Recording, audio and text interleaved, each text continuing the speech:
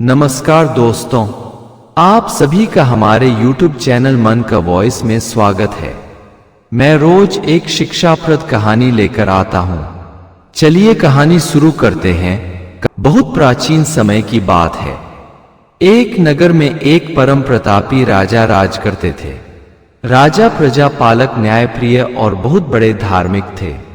राजा की अपनी कोई फिक्र नहीं थी, परंतु प्रजा की चिंता से राजा हमेशा परेशान रहता। वह आधी रात में भी भेष बदलकर अपनी प्रजा का हाल जानने निकल पड़ता। एक रोज राजा दिन के वक्त ही अपना भेष बदलकर जंगल में चला जा रहा था। राजा से आगे कुछ दूरी पर एक लकड़हारा भी जंगल में लकड़ी काटने जा रहा था। वह राजा से बहुत आगे चल रहा था। लकड़हारा चलते चलते एक पेड़ के पास रुका और उस पर चढ़कर लकड़ी काटने लगा। सहसा राजा ने देखा कि एक भालू कहीं से आकर उसी पेड़ पर तेजी से चढ़ गया जिस पर लकड़हारा लकड़ी काट रहा था। लकड़हारा लकड़ी काटने में इतना व्यस्त हो गया था कि उसने पेड़ पर चढ़ते भालू को नहीं देखा। अक्सर भालू उस पेड़ पर कभी नहीं चढ़ते जिस पर लकड़हारा लकड़ी काट रहा होता है, कारण कि भालू कभी सीधे पेड़ पर नहीं चढ़ता। भालू के पेड़ पर चढ़ने का तरीका अलग होता है। वह पीछे से पेड़ पर चढ़ता है, परंतु भालू उस पेड़ पर चढ़ गया जिस पर लकड़हारा लकड़ी काट रहा था। अचानक से अपने पास भालू देख लकड़हारा डर गया और उसका संतुलन बिगड़ गया, जिससे वह जमीन पर आ गिरा। बहुत ऊंचाई से गिरने के कारण लकड़हारे की तत्काल मृत्यु हो गई। राजा ने देखा कि अब भालू पेड़ से नीचे उतरा और जमीन पर लेट गया। लेटते ही वह भालू एक बहुत खूबसूरत स्त्री में बदल गया। राजा यह विचित्र घटना देख एक निश्चित दूरी बनाकर उस स्त्री का पीछा करने लगा। वह खूबसूरत स्त्री वहां से आगे बढ़ी। आगे जंगल में एक कुआं था जिस पर जंगल में आते जाते लोग पानी पीते थे। एक डोर और बाल्टी पहले से ही वहां रखी हुई थी। वह स्त्री उसी कुंबे पर जाकर बैठ गई। उधर से दो सैनिक जो वापस में भाई थे, अपने घर से अवकाश बिताकर राजदरबार अपने काम पर लौट रहे थे। उन्होंने जब कुंबे पर खूबसूरत लड़की देखी तो दोनों देखते रह गए। छोटा बोला, भाई मैं इस लड़की से अभी विवाह करूंगा। बड़ा बोला, चुप रह, तुम्हें ऐसा कहते शर्म नहीं आती? अरे मैं बड़ा हूं, पहले विवाह करने का मेरा हक है। छोटा बोला, परंतु आपकी उम्र कहीं उस लड़की से ज्यादा है। आदमी को विवाह बराबर उम्र की स्त्री से ही करने चाहिए। बड़ा बोला, बुर्बक आदमी और घोड़ा कभी बूढ़े नहीं होते। 50 साल का आदमी भी 12 साल की लड़की से विवाह कर सकता है और तू चुप रह, उस लड़की से विवाह मैं ही करूंगा। छोटा बोला, अब आपसे व्यर्थ उलझना ठीक नहीं। हम उस स्त्री से ही पूछ लेते हैं कि वह हमें पसंद करती भी है या किसी की पहले से विवाहिता स्त्री है। बड़ा बोला, तुम ठीक कहते हो। दोनों उस कामिनी स्त्री के पास गए। उस स्त्री ने अपनी तिरछी नैनों का ऐसा चितवन चलाया कि दोनों मदहोश हो गए। बड़ा बोला, देवी आप कौन हो और इस जंगल में अकेली क्या कर रही हो? आपके पति कहीं दिखाई नहीं पड़ रहे। तब स्त्री बोली, मैं एक कुंवारी स्त्री हूं। अब जवानी का जोश मुझसे संभाले नहीं संभालता, इसलिए एक सुंदर पति की तलाश में निकली हूं। बड़ा बोला, हम दोनों भाई अभी कुंवारे ही हैं और शक्लों सूरत से भी बुरे नहीं हैं। आप हम दोनों में से किससे विवाह करना पसंद करोगी? स्त्री बोली, हमको तो तुम दोनों ही बहुत पसंद हो, परंतु एक स्त्री दो पुरुषों से एक साथ कैसे विवाह कर सकती है? हमको बहादुर पुरुष बहुत पसंद आते हैं। आप दोनों लड़कर ये सिद्ध करो कि दोनों में सबसे बहादुर कौन है। मैं उसी के साथ अभी की अभी विवाह कर लूंगी। अब क्या था, दोनों तलवार निकाल अपनी बहादुरी दिखाने लगे। दोनों युद्ध के नियम भूल सुंदर स्त्री पाने के चक्कर में एक दूसरे के गुप्त अंगों पर भी तलवार से प्रहार करने लगे और दोनों एक दूसरे के गुप्त अंगों पर घातक प्रहार कर तड़प तड़प कर मर गए। स्त्री ने जोरदार ठहाका लगाया और वह पुनः जमीन पर लेट गई। राजा ने देखा कि वह अजीब स्त्री एक सर्प का रूप धारण कर लिया है और तेजी के साथ वह सर्प आगे बढ़ता जा रहा है। राजा ने उस सर्प का पीछा किया कि आखिर यह सर्प अब किसको काटता है। राजा ने देखा अब वह सर्प एक नदी में उतर गया है। नदी के मध्य में एक नाव आ रही है, उस पर 100 से अधिक लोग सवार हैं। सर्प तेजी से उस नाव पर चढ़ गया। नाव में सर्प देख लोग इधर उधर भागने लगे। एक तरफ सभी आदमी के होने से नाव का बैलेंस बिगड़ गया और नाव पलट गई। उसमें जिन्हें तैरना आता था वो तो तैरकर बाहर निकल गए, परंतु जो तैरना नहीं जानते थे वे नदी में डूबकर मर गए। मरने वालों की संख्या कहीं जीवित बचे लोगों से ज्यादा थी। राजा ने देखा कि सर्प अब नदी से बाहर आ गया है और नदी के किनारे किनारे आगे बढ़ रहा है। राजा ने उस सर्प का पीछा करना शुरू किया। सर्प आगे चलकर एक ब्राह्मण के रूप में प्रकट हो गया। राजा के मन में विचार आया कि अब तो यह विचित्र प्राणी मनुष्य रूप में आ गया है। हमें उससे पूछना चाहिए कि कौन है, क्यों बेगुनाहों को मार रहा है। राजा ने आगे बढ़कर ब्राह्मण का साथ पकड़ लिया। राजा ने ब्राह्मण को प्रणाम किया, फिर पूछा, आप कौन हो? ब्राह्मण बोला, मैं एक ब्राह्मण हूं। राजा बोला, नहीं, आप ब्राह्मण नहीं हो। मैं आपका तब से पीछा कर रहा हूं जब आप रीछ बने थे और लकड़हारे को पेड़ से गिरा कर मार डाला। आप जब स्त्री बने तब मैंने देखा कि आप 2 बेगुनाह भाइयों को वापस में लड़कर मरने पर मजबूर कर दिया। मैंने आपको सर्प बन नदी में नाव पलटते भी देखा। अब आप छद्म भेषधारी ब्राह्मण बने हो। ब्राह्मण बोला, तुम बड़े ही मूर्ख आदमी हो। इतना होने के बाद भी नहीं समझ सके कि मैं कौन हूं। अरे मैं महाकाल हूं, जिसकी मृत्यु जिस प्रकार लिखी होती है, जिस स्थान पर लिखी होती है, मैं पहले उस आदमी को उस स्थान पर ले जाता हूं, फिर उस तरह का माहौल बना देता हूं कि मृत्यु के बाद मनुष्य को ये लगे कि मनुष्य अपनी गलती से मरा है, उससे चूक हुई है इसलिए मरा है, जबकि विधि के विधान अनुसार मनुष्य की मृत्यु ठीक उसी तरह लिखी है जिस प्रकार तुमने देखा है। जैसे तुम उस स्त्री और 2 भाइयों को ही ले लो। प्रकृति के अनुसार दोनों भाइयों की मौत एक दूसरे के हाथों लिखी थी। अब हमने ऐसा माहौल बनाया कि दोनों स्वेच्छा से लड़कर मर गए। दुनिया उसकी मौत पर यही सोचेगी कि दोनों एक स्त्री के लिए लड़कर मर गए, परंतु हकीकत यह है कि उनकी मौत इसी प्रकार लिखी गई है। राजा बोला, महाकाल जी, अब आप किसे मारने जा रहे हो? महाकाल ने कहा कि राजन, मैं जानता हूं तुम यहाँ के राजा हो, फिर भी किसी के जीवन मरण के विषय में जानने का अधिकार नहीं है। मैं ये बात आपसे नहीं बता सकता। राजा बोला, जब आप जानते ही हो कि मैं यहाँ का राजा विक्रमादित्य हूँ, तो कम से कम ये तो बता दीजिए कि मेरी मृत्यु कब होगी, कैसे होगी, किस समय होगी। महाकाल बोला, मैं समय तो नहीं बताऊंगा कि किस दिन मरोगे, परंतु पूछते हो तो इतना जरूर बताऊंगा कि तुम सीवियों से फिसल कर गिर जाओगे और मर जाओगे।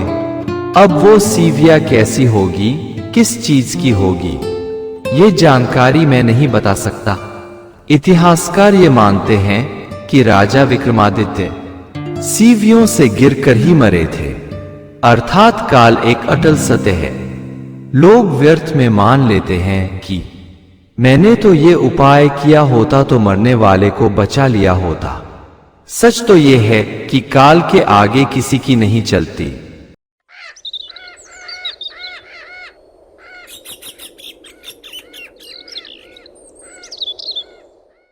एक नगर में चंद्रजीत नाम के राजा राज करते थे। राजा का यश कई राज्यों तक फैला हुआ था।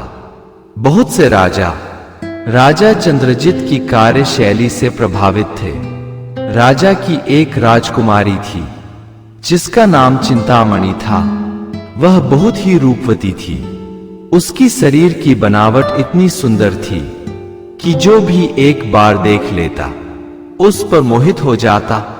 चूंकि राजकुमारी सयानी हो चली थी तो राजा हर किसी के सामने राजकुमारी को जाने नहीं देता था, क्योंकि राजाओं के जमाने में सुंदर राजकुमारियां राजाओं के लिए मुसीबत भी बन जाती थी। बहुत से पागल राजा राजकुमारियों को अपनी पत्नी बनाने के लिए भयंकर लड़ाइयां भी लड़ जाते थे और राजकुमारी के इच्छा के विपरीत कोई बुरा या दुश्मन राजा उसका पति बन जाता था। राजकुमारी चिंतामणि अपने सहेलियों के साथ एक बार मेला घूमने गई थी। संयोग से उसने अपने पिता के दुश्मन राजा मुकुंद के पुत्र आकाशदीप को देख ली। आकाशदीप ने भी राजकुमारी को देख लिया। दोनों एक दूसरे के दीदार में इस कदर खो गए कि घंटों एक दूसरे का दीदार करते रहे।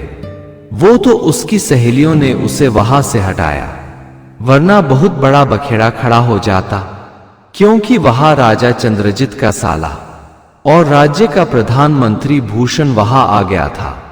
मगर गनीमत थी कि वह इस नजारा को नहीं देख पाया, वरना राजकुमार का तो आज आखिरी दिन होता।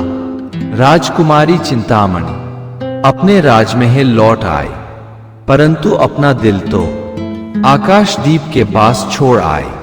वही हाल आकाशदीप का भी हुआ।